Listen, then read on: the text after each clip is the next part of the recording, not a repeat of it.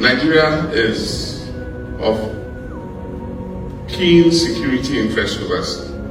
If Nigeria does well, Ghana does well. I mean, when you have cousins, 250 million of them, you want them to do well so that 1 million of them don't come drifting towards a small country like Ghana. If Nigeria does well, Ghana does well. Every day I wake up, I pray for Nigeria and say, God, let Nigeria get its act together. This is a statement coming from the President of Ghana, John Dramani Mahama. Earlier today, during the African Heritage Awards, he made a statement saying that if Nigeria does well, Ghana would also progress. That is a statement coming from the President of Ghana, John Dramani Mahama. Let me know what you think in the comment section. But I'm going to be playing the full clips for you guys to watch. Please, as you're watching, drop a comment, share this video, and subscribe. Because I've been seeing a lot of Ghanaians asking questions. What is the business of the President of Ghana with Nigeria? But we're going to be finding out in this video. Nigeria is of keen security interest to us. If Nigeria does well, Ghana does well. I mean, when you have cousins, 250 million of them, you want them to do well so that 1 million of them don't come drifting towards a small country like Ghana. So every day I wake up, I pray for Nigeria. I say, God, let Nigeria get their act together. And so I remember when President Jonathan, we all nominated Akin, then there was suddenly a change of government in Nigeria. And the new government came, and because Akin had been Minister of Agriculture in the previous government, we didn't know whether they were going to support him. And so I invited President Buhari to Pedroase Lodge. Everybody knows Pedroase Lodge. That's where the peace agreement for Biafra was signed. It's a historic place. And for the first time, they saw President Buhari smile. I took him to the ledge. I showed him where Nkrumah's bedroom was. We stood on the balcony, we chatted. And then when I had put him in the best mood and he was smiling, I said, but President, you know, Akin Adesina is our joint candidate, Ghana and Nigeria. And we agreed with President Jonathan, so I hope you're not going to make a change. And he assured me that Akin was their candidate, and I mean, everything else is history. He's moved that far. If Nigeria does well, Ghana does well. I mean, when you have cousins, 250 million of them, you want them to do well so that 1 million of them don't come drifting towards a small country like Ghana. So every day I wake up, I pray for Nigeria. I say, God, let Nigeria get their act together. And so I remember when a lot of the people in Ghana migrated from Nigeria.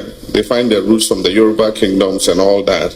And so the Ghana people and all, you know, migrated from Nigeria. And so I don't like politics. I don't like politics at all, especially African politics. But I won't lie to you, man. Lately, I've been monitoring His Excellency President John Mahama of Ghana. And it looks like he's doing really well for Ghana. I mean, I'm not an NDC person, so I'm not even here to do politics. But if a president comes and they are not doing well, we will fire them. You know, also, if they come and they are doing something well, I think we need to commend them. We need to let them know that what they are doing is really good for Ghana. If you look at how the dollar has been stable, it's pretty amazing. I've never seen anything like this before coming from Ghana. Not just that, like when you go online, you don't even see many people from Ghana bashing their own president like they've done to the previous president that they've had. So I'm pretty sure Mahama is definitely doing something good for Ghana. Unless maybe you guys want to tell me that he's not doing something right that I don't know, please let me know, because it looks like Mahama is doing really well. Him and his team are taking Ghana to another level. Let's support them. As Ghanaians, let's do our part so that we can see Ghana moving forward. Like I said, I didn't come here to come and do politics. I'm not an NDC person. I'm just here as a Ghanaian to let you know that looking at what President John Mahama is doing is really doing well for Ghana.